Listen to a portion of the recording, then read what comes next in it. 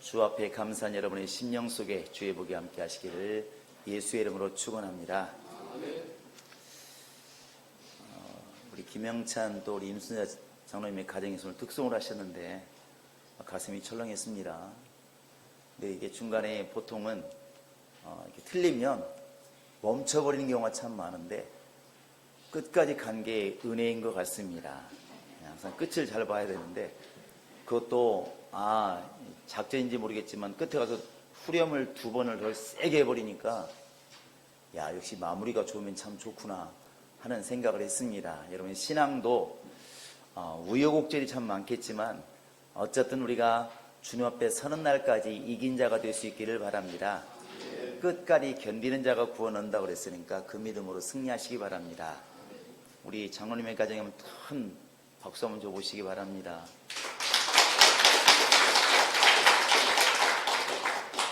오늘은 우리가 열매 맺는 신앙에 대해서 이렇게 우리가 좀 같이 말씀을 나누기를 원합니다. 지금은 정말 이제 열매 맺을 때이죠. 지금쯤 이제 좀 시골 이야기를 하겠습니다. 도시분들은 지식을 얻으시고 시골분들은 기억을 한번 살려보시기 바랍니다. 이때쯤이면 시골 집에 가면 먹을 게 진짜 많습니다. 그래서 안에 가보면 이제 고구마 캐가지고 윗방은 거의 절반을 고구마가 차지합니다. 저희도 고구마만 20가마니 캔 적도 있으니까 그걸 둘 데가 없어. 고구마는 썩으면 정말 쓸데 없습니다. 감자는 썩으면 녹말가루 내가지고 개떡이나 무쳐 먹지. 이 고구마는 쓸데 없어요. 그러니까 이 방에다 잘 이렇게 거둬야 됩니다. 거기에다 호박 거둔 게 이제 몇십 동이 되잖아요. 호박이 노랗게 되어 있고, 그 다음에 마루에 가보면 이제 깨도 있는데 들깨자루, 참깨자루 가득 있고, 또 그 옆에는 콩이 있는데 콩도 그냥 콩이 아니잖아요. 완두콩, 강낭콩, 메주콩, 또 뭐가 있나요? 서리콩 많죠. 돈부도 있습니다. 그렇게 꼭 꽉 차 있죠. 그런가 하면 이제 또 광에 가보면 아마 지금은 조금 이르긴 하지만 저희 시골은 감나무가 참 많았습니다. 감나무가 많아서 광의 거의 절반은 감으로 차 있습니다. 감. 그래서 이렇게 사다리처럼 지금 이렇게 뭐라고 그랬죠? 이렇게 뭐라고 하죠? 이렇게 놓는 것을 저희는 채반이라고 그러는데 뉘에 키우던 채반에 감을 쫙 진열해 놓았습니다. 우리 서울 사람들은 그냥 감 그러면 대봉씨밖에 생각 안 났지만 사실은 대봉씨가 우리 시골에서도 으뜬 감은 아니었습니다. 그냥 장도리감이라고 그랬습니다. 장도리감은 맛없는 감 이렇게 하면 지금은 최고 맛있는 감으로 이제 탈바꿈을 했지만 그런 대봉씨, 저희가 제가 맛있게 먹었던 수시감이 원래 감의 중심이에요. 그 감의 절반밖에 안 된다고 그래가지고 반시라고 말합니다. 서울에서 많이 사먹는 감 중에 하나가 반시인데, 반시가 왜 반시냐면 수수감의 절반밖에 안 되니까 반시예요. 거기에다가 개종감이라는 게 있습니다. 사각형으로 기가 막히게 갈라지는 감이 있어요. 물기 별로 없습니다. 저장이 오래 갑니다. 나눠 먹기 좋은 그 주름이 쫙쫙 가 있는 개봉감이 있어요. 그런가 하면 대봉씨 모양인데 아주 감이 개수가 많고 많이 열리는 감이 있습니다. 그 속에 씨가 또 얼마나 많은지 큼직큼게 씨가 8개나 있어서 먹기 힘들어요. 그걸 우리는 그냥 뾰족감이라고 그랬습니다. 가끔 차에 이렇게 걸고 다니는 감이 그거예요. 개수가 엄청 많으니까. 그것도 감이라고 또 달려 있습니다.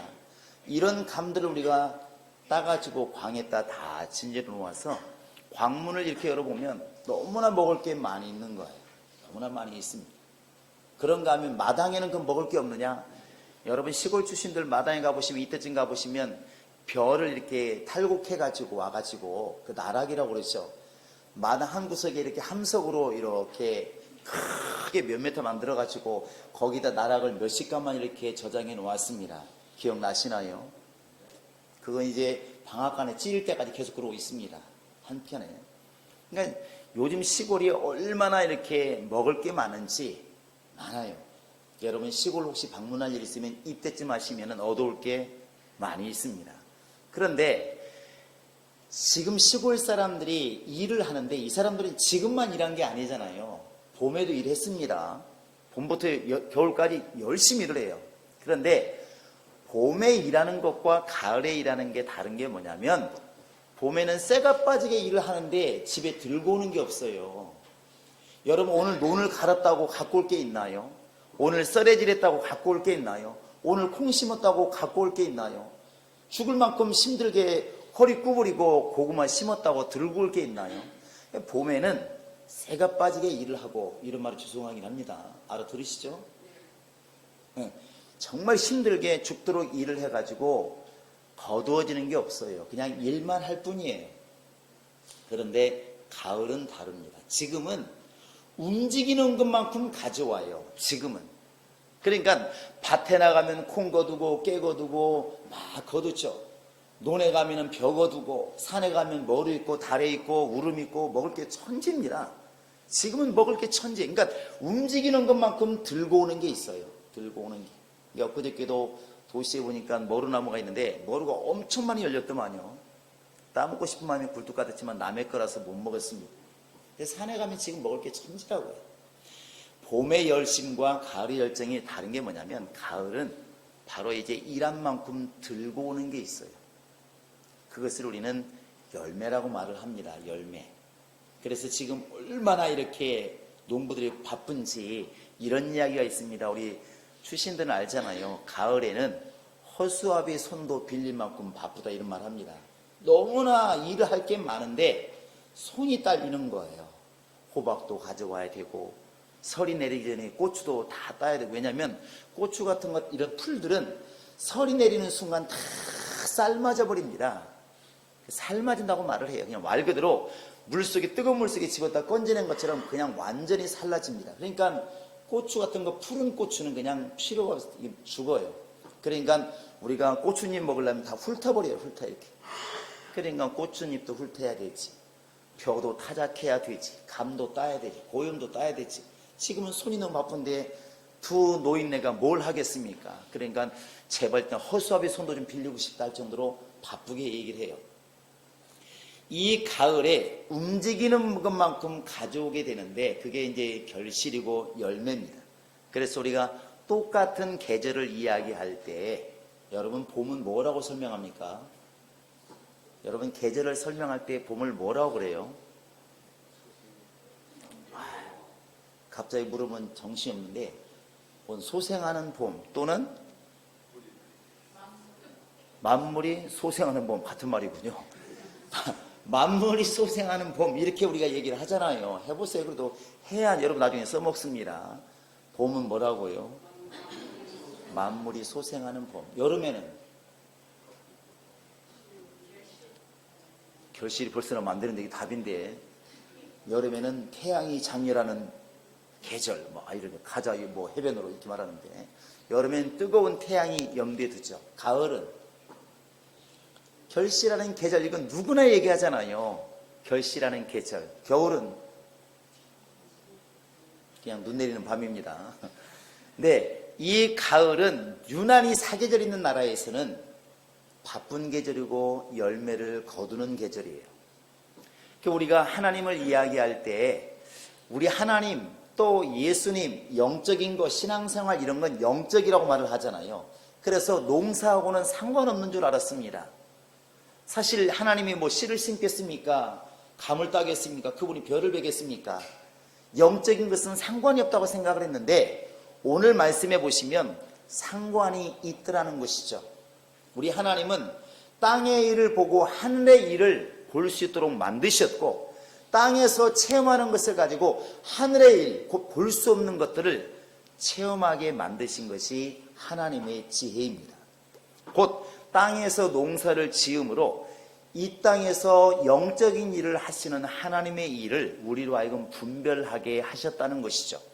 그래서 예수님 말씀하시기를 내 아버지는 하나님이시니까 농사와 상관없다. 하나님은 영이시니까 이 세상 일과 상관없다. 이렇게 말씀하지 않고 내 아버지는 농부시라 이렇게 말하고 있습니다. 내 아버지는 농부시라. 달리 말하면 농사를 짓는 분이시다 이렇게 말합니다. 자, 하나님은 농사를 지으신다. 시작. 그 많은 사람이 이렇게 물을 수 있습니다. 하나님 뭐에 농사를 짓지? 그분이 뭐 밥을 먹나 떡을 먹나? 그분은 그런 걸 먹지 않습니다.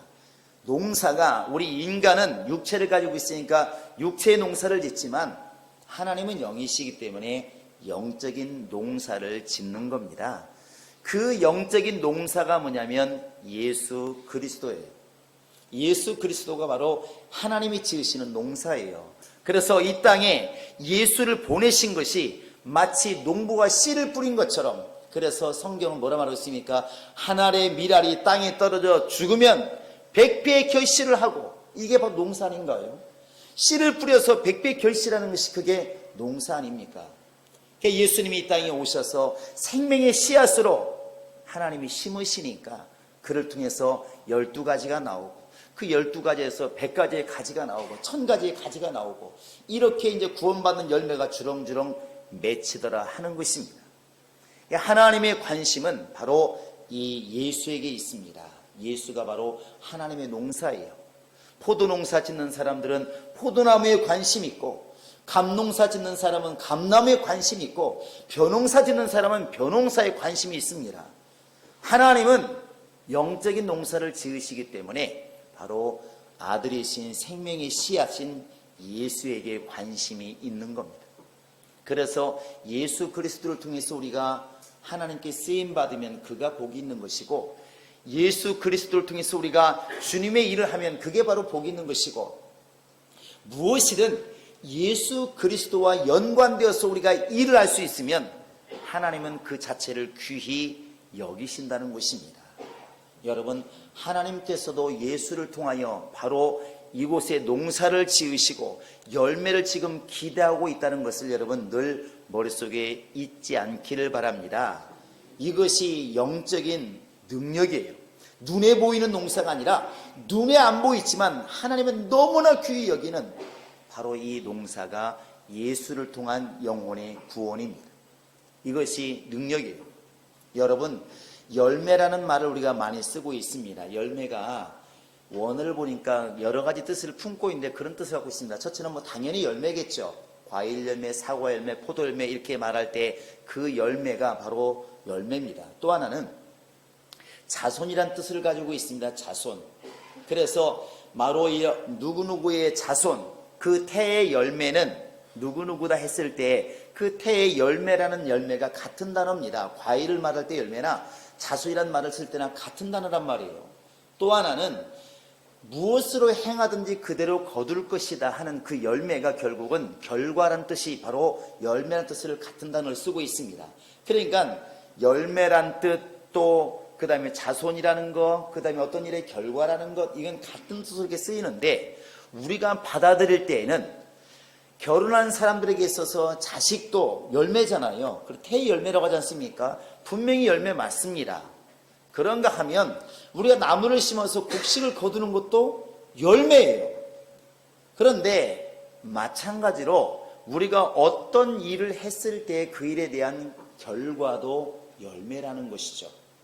그러면 여러분, 신앙생활을 하게 되었을 때는 신앙생활도 계속 가다 보면 이 신앙생활이 모아져서 뭔가 결과가 나오지 않겠습니까? 그 신앙의 결과가 뭔가요? 그게 열매라는 것입니다. 열매예요. 그래서 베드로는 이렇게 말합니다. 믿음이 왜 신앙생활을 해야 되느냐? 왜 믿음 생활을 해야 되느냐? 믿음의 결국은 영혼의 구원이라고 그랬습니다. 그러니까 믿음이라고 하는 것은 우리가 열심히 꽃을 피고 나무잎을 푸르르게 하는 것이라면 바로 영혼의 구원은 결과예요. 할렐루야. 예수님께서도 말씀하시나 요한복음 5장 29절입니까? 악을 행한 자는 무슨 결과를 가져오고 심판의 부활로, 또 선을 행한 자는 생명의 부활로 나오리라. 이 결과입니다. 결국 우리가 일생 동안 예수 그리스도 선하신 예수를 믿고 신앙생활 열심히 하고 정말 선한 삶을 산다면 헛된 것이 아니라 나중에 그것 때문에 생명의 부활로 나아간다는 것이죠. 여러분과 지금 내가 소망하는 결과 아니겠습니까? 할렐루야. 우리 옆 사람에게 정말 생명의 부활의 열매를 거둡시다. 시작. 여러분, 하나님이 지금 관심 갖는 것, 농부가 관심 갖는 것은 열매입니다. 열매. 우리 5절 한번 읽어보실 오늘 말씀의 본문입니다. 본문의 5절 말씀 한번 읽어보시겠습니다. 시작. 나는 포도나무요 너희는 가지. 그가 내 안에 내가 그 안에 있으니 사람이 열매를 많이 맺나니 나를 떠나서는 너희가 아무것도 할 수 없으니. 예수 안에 있게 되면 결과가 뭐라고요? 열매 맺는 거예요. 자, 8절 한번 읽어보실까요? 시작. 너희가 내 안에 거하고 내 말 영광을 받으실 것이요 너희가 내 제자. 너희가 열매를 많이 맺으면 하나님이 영광 받으실 것이고 내 제자가 되리라. 쉽게 말하면 나 닮은 사람이 되리라. 나와 함께하는 사람이 되리라. 내가 명령한 대로 순종한 사람이 되리라. 그게 누굽니까? 열매를 많이 맺는 사람이에요. 결국 하나님의 관심은 하나님께 나아가서 상받고 칭찬받는 것은 딱 열매로 귀결될 수가 있다는 것이죠. 여러분과 지금 내가 죽도록 기도하는 것은 응답받기 위한 응답의 열매를 위해서 그런 거 아니겠습니까?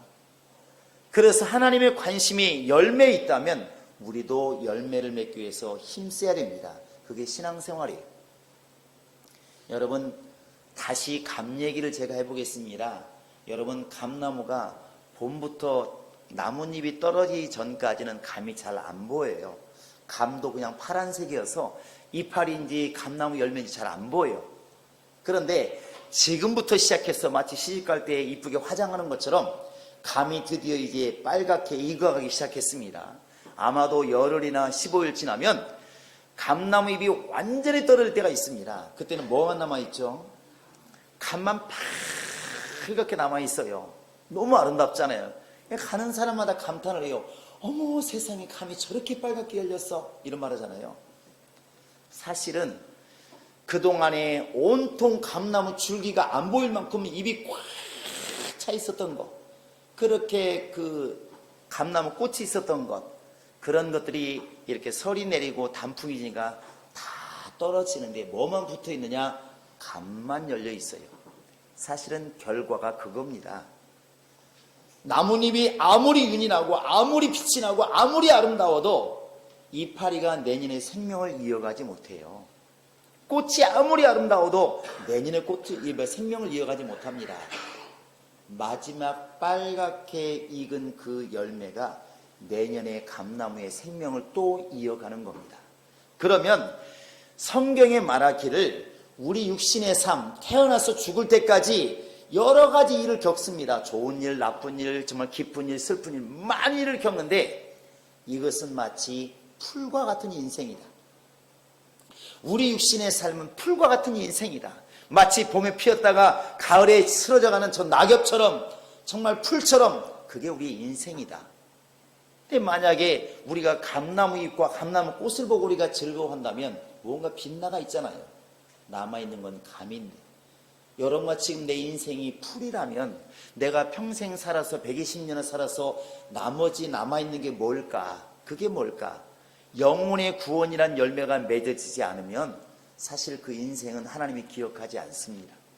이게 두렵기도 하고 우리에게는 감사한 일이에요. 저희 집에는 감나무가 많았다고 말씀드렸습니다.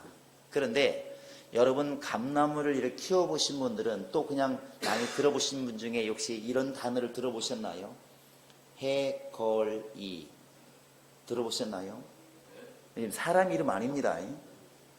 해걸이란 말 들어보셨어요? 이게 뭐냐면 감나무도 생명이 있는 것이기 때문에 알아서 해요. 이게 정말 거름이 풍성하고 잘 될 때는 감을 엄청 많이 열리는데 영양이 딸리면 감나무가 그렇게 생각하나 봐. 아, 올해는 좀 쉬어야 되겠어. 그래가지고 봄에 잎도 나오고 잎도 뭉성하고 꽃도 피는데 감이 안 열리는 거예요. 감이.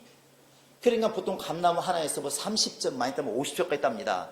한 접이 100개이기 때문에 거의 5,000개를 딴다는 얘기거든요. 그런데 그 감나무 5,000개 열린 나무가 어느 해는 안 열어버려요. 안 열어. 그러면 어른은 다 알아요. 아, 저 감나무 해거리 하는구나. 내년에 거름 좀 많이 줘야 되겠다. 이렇게 말을 해요. 그래서 저희도 집 옆에 감나무가 냇가 옆에 있어가지고 반지를 뿌리가 들어오는 나무가 있었습니다. 이게 잘 땅에 덮여 있어야 감이 많이 열리는데 절반은 뿌리가 드러나 있어. 이 뇌가 있으니까. 그러니까 이게 해거리를 하는 거예요. 해거리를. 하나는 열렸다가 하나는 안 열렸다가. 근데 어느 날 이제 아버님이 소를 갖다가 저 외양간 오니까 냄새 많이 나고 그러니까 야 감나무 따 매서 키우자 해갖고 소를 갖다가 그 감나무에 매서 키운 적이 있습니다. 겨울은 안 되지만 봄부터 한 가을까지 그랬겠죠. 감나무에 끈을 매놓고 한 몇 미터에 소가 왔다 갔다 하죠. 그러니까 제가 학교 갔다 오면은 이제 지게 주고 가가지고 풀을 베가지고 거기다 갖다 줍니다. 소가 거기서 풀을 먹고 또 똥을 싸고 풀을 먹고 똥을 싸고 이게 이제 몇 개월 갔습니다. 그 해에 어떤 일이 있었냐면 감나무가 그 해거리 하는 하루 한 해는 열고 한 해는 안 열던 감나무가 이파리가 동백나무 잎이 됐어요. 이 말을 못 알아들으시면 안 되는데 감나무 잎은 동백나무만큼 두껍질 않아요. 유니크만큼 안 나. 그런데 얼마나 이 소 때문에 거름이 왕성하게 됐는지 감나무 잎이 동백나무 잎처럼 되었다니까 그러네요. 반짝반짝하고 윤이 멀리서도 새까말 정도로 잎이 웅장한 거예요. 그때 감이 평상시 열리는 감이 한 3분의 1은 더 크더라고요. 애기 주먹만한 감이 열린다면 이제는 어른 주먹만한 감이 열리는 거예요. 감 개수도 많고 크기도 크고 먹어보나 많아요. 얼마나 단지 말도 못해. 뭐가 달라졌을까요? 바로 그곳에 걸음이 바로 이제 들어간 겁니다. 아주 윤기나는 걸음이 들어간 거예요. 여러분 우리 인생은 팍팍하다고 말합니다. 힘들다고 얘기를 해요. 지금도 육신의 삶은 힘들잖아요. 제가 이렇게 경험한 게 뭐냐면 수많은 사람을 신방하면서 느낀 게 뭐냐면 세상에 편한 사람은 없구나. 여러분 이 말을 정말 들으셔야 됩니다. 여러분 그냥 은혜 받으라고만 말하는 게 아니라 실제로 힘들어요. 저는 집이 많고 몇 채 되고 상가도 가지고 있고 이러면 편한 줄 알았어요. 그들도 고민이 많더만요. 고민이 많더라고. 가난한 뱃속 편한 줄 알았어. 어떤 거지가 불나니까 야 아들한테 자식아 행복한 줄 알아라. 우리는 불날 염려 없다. 그래서 진짜 편한 줄 알았더니 거지도 힘들어. 거지도 힘들다고. 그러면 머리 쓰는 사람들은 되게 행복할까? 여름에 에어컨 켜고 겨울에 히터 켜고 사무실만 있으면 편할까? 머리 쓰는 사람들이 말하기를 뭐라고 하냐면 머리 안 쓰고 그냥 몸으로 하는 게 훨씬 낫대. 근데 몸으로 일하는 사람들은 뭐라고 그러냐면 아이고 이 더운 여름에 추운 겨울에 사무실에 앉아 띵까띵까 일하면 얼마나 좋아. 이렇게 말한다니까. 사람들은 다 나만 힘들대. 우리 옆 사람 보고 말해주시기 바랍니다. 내가 너무 힘들다고. 아니 맨 앞에 지금 우리 최정희 집사님하고 이영희 자님 계시는데 최정희 집사님 지금 힘들어요? 안 힘들어요? 머리 써서 대답하지 마시고 그냥 편하게 하시면 제가 볼 때 힘들 거예요. 저게 지점장이라는 게 쉽겠습니까? 얼마 전에 보니까 막 우리은행 막 뜯으면 좋은 얘기 뜬 게 아니더라고. 손에 많이 끼쳤다고. 제가 물어봤더니 그 중심에 또 있다고 그러더라고. 얼마 지금 범민이 많고 기도하겠습니까? 그런데 장로님 보실 때는 좋아요, 안 좋아요? 나보다는 최정희 쌤이 좋아. 그죠? 네, 저렇게 일도 하고 나도 진정 했으면 좋겠어. 근데 진정이 볼 때는 놀고 먹는 장로님이 좋아요, 안 좋아요? 할렐루야! 제일 좋은 거예요. 아유, 나도 언제나, 아이씨, 때려치고. 내가 볼 땐 지점장이 머리가 아니더만, 그게 또 본부장이 있대요. 그것도 은행 또, 저 대장도 있고. 실적 안 오르면 머리 아프고. 쉬운 게 아닙니다. 그러면 저분이 생각도 그럴 거 아니에요. 아이씨, 나도 은퇴해가지고 장로님처럼 띵까띵까 놀고 예배나 드려 다니고. 할렐루야! 이러길 기대하겠지. 근데 장로님 또 막상 쉬어보니까 좋아요, 안 좋아요? 일할 때가 좋아요, 그죠? 그러니까, 아이고, 나도 지점장 돼가 지금 지점장 하라면 나도 지금도 하겠어. 그렇게 든다니까 그러네요. 결국, 육신의 삶은 다 팍팍한 거예요. 힘든 거예요. 힘들다니까 그러네요. 백수들이 말하기를 제발 일 좀 했으면 좋겠대. 근데 일하는 사람들은 백수 됐으면 좋겠대. 서로 그리운 거예요. 제가 신방을 해보니까, 부잣집은 항상 신방 잘 오셨습니다. 나는 정말 너무너무 행복해가지고 죽을 지경이에요. 이런 집을 만나보지 못했다니까 그러네요. 못했어요. 제가 한번 나열을 해볼까요? 여러분 육체가 아픈 사람도 있습니까? 육체가 고민이에요. 육체 때문에 고민하고 육체가 건강하면 누가 속을 새겨? 자식이 속을 새겨요. 자식이 속을 안 새기면 남편이 속을 새겨. 남편 입장에서 누가 속을 새겨요? 아내가 속을 새겨요. 그러면 부부 사이도 좋고 자식도 잘해. 아무 문제가 없어. 그러면 누가 속을 새기냐면 형제 중에 하나 반드시 문제가 있어요. 그래서 형제가 속을 새깁니다. 그 다음에 형제도 문제가 없어. 우리 부모도 형제 문제도 없고 형제도 문제가 없고 그러면 돈이 없어. 그래가지고 돈 때문에 또 형제 싸워 또.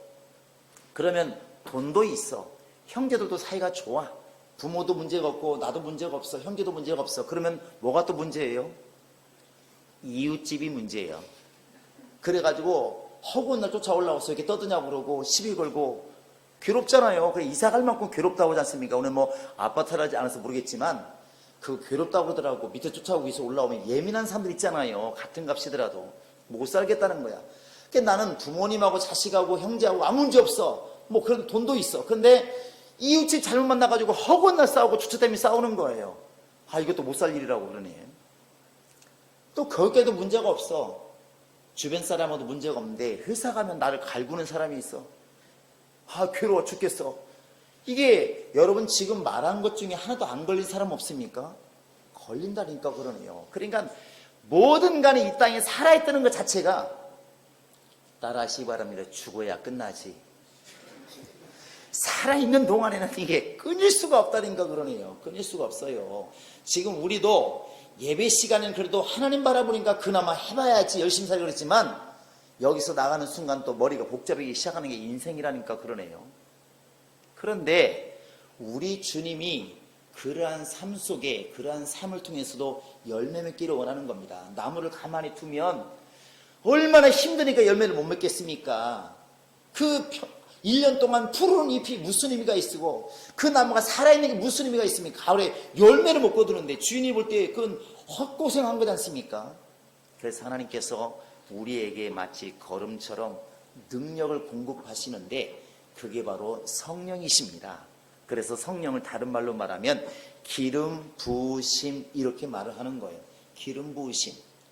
성령이 우리 안에 임하시면 그때부터 삶의 변화가 오는 겁니다.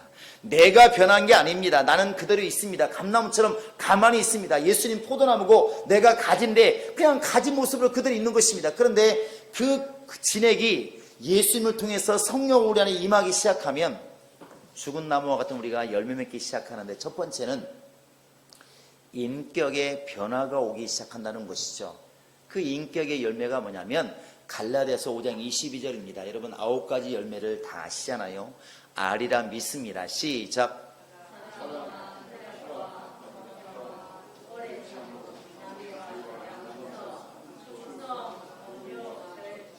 예, 이게 지금 수예배 팀들이 거의 80%를 대답을 했습니다. 수예배는 이걸 다루었기 때문에 외는 겁니다. 괜히 뛰어나서 그런 게 아니니까 오해하지 마시고 수예를 다루었어요. 자, 이렇게 마음속에 원래 나도 악한 마음도 있고 선한 마음도 있고 다 있어요. 우리 옆 사람 얼굴 보시면 다 하나님 같고 예수님 같지만 믿으시면 안 됩니다. 그 속에도 악한 마음이 있다니까 그러네요. 가인도 하나님 알지만 아벨을 죽이잖아요. 동생을 죽이잖아요. 그런데 성령이 오시면 뭐가 달라지냐면 사람은 선도 있고 악도 있는데 성령께서 이 선을 쓰도록 우리를 감동하신다는 거예요. 저놈에게 원수하고 싶은 마음도 있고 용서하고 싶은 마음도 있는데 성령이 나를 감동하시면 용서하고 싶은 마음이 더 커진다는 겁니다. 할렐루야. 미워하는 마음도 있고 사랑하고 싶은 마음도 있어요. 우리에게 다 있습니다. 그런데 성령이 우리 안에 오시면 내가 저 사람을 미워하지 않고 사랑할 마음을 갖게 만드신다는 겁니다. 이걸 쓰게 만드신다는 거예요. 그게 하나님의 성령의 역사입니다. 그러니까 성령이 우리 안에 오시면 첫 번째 하나님이 우리에게 공급하시는 그 열매가 뭐냐면 인격의 변화가 오는 거예요. 없는 것을 준다는 게 아니라 우리 속에는 이미 희노애락을 느낄 수 있는 감정이 다 있고 선과 악을 행할 수 있는 이 모든 걸 인격을 다 가지고 있는데 그 중에서 선을 쓸 수 있도록 우리를 밀어주신다는 것입니다. 할렐루야. 감나무는 원래 감의 열매를 맺을 수 있는 힘이 있습니다. 원래 그렇게 돼 있어요. 그러나 걸음이 없으면 맺지 못하는 것처럼 우리에게는 선을 행할 수 있는 힘도 있고 악을 행할 수 있는 힘도 있는데 성령이 우리를 감동하시면 선을 행하도록 우리를 자꾸 이렇게 감동하시고 후원해 주신다는 것입니다. 우리가 그런 열매가 있기를 바랍니다. 할렐루야. 우리 옆 사람에게 이건 조용히 말해보세요. 나는 선하고 악한 거 다 가지고 있는데 주님에 의해서 선을 쓰는 사람이 되기를 원합니다. 한번 이렇게 말해보시면 좋을 것 같아요. 시작.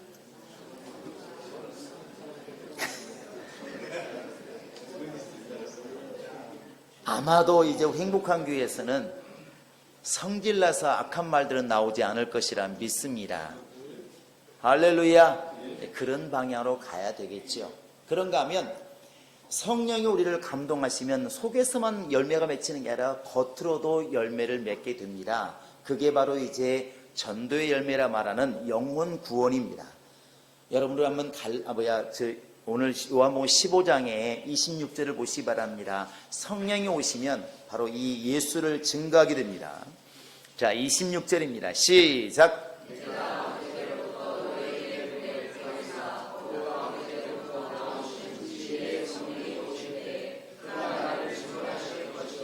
누가 증거하신다고요?